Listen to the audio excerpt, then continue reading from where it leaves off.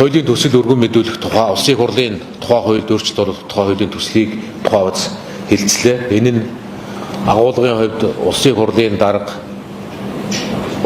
дарга аль нэг намын дарга байж болохгүй тухай бүр тодорхой заалтуудын ариул улсын хурлын дарга тухайн намынхаа гишүүнээс төдөлддөг байж болох тухай олон улсын парламентт ёсны парламентын арчилтай орнууд жишг байдаг юм байна. Энэ хүрээнд асуудлыг хуулийн төслийг өргөн барьж байх нь зүйтэй гэдэг асуудлыг хэлцлээ. Улсын хурлын дарга, намын дарга, аль нэг намын дарга байж болохгүй. Намын дарга өөрөө ер нь улсын хурл гэдэг чинь өөрөө зөвшөлдсөн ойлголцлын танхим.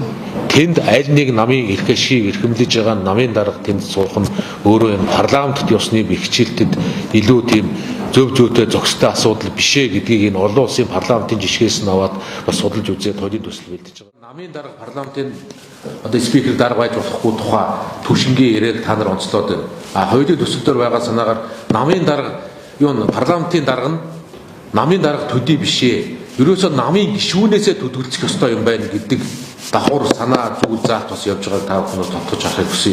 Зөвхөн намын дарга төдий биш. Улс төрийн аль нэг намын гишүүнээс төдөлцөх ёстой гэдэг. Нам бус байх ёстой гэдэг.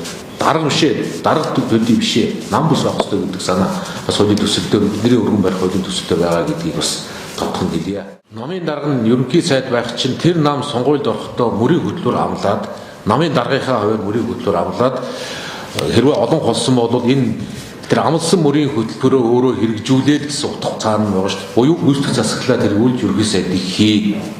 Намын энэ чинь өөрөө тэр амлалтаа ажил хэрэг болгоо. Амлалтаасаа зугтаж болохгүй. Чи яг олон улсын парламентын засаглалтай орнуудад байдаг жишг. Намын дарга нь ард түмний өмнө намаа төлөөлж амлалт авдаг. Зөвхөн намын даргаас гадна тэр нам амлалт авч байна. Тэгвэл энэ намынхаа мөрийн хөтөлбөрийг биелүүлээ л дээ.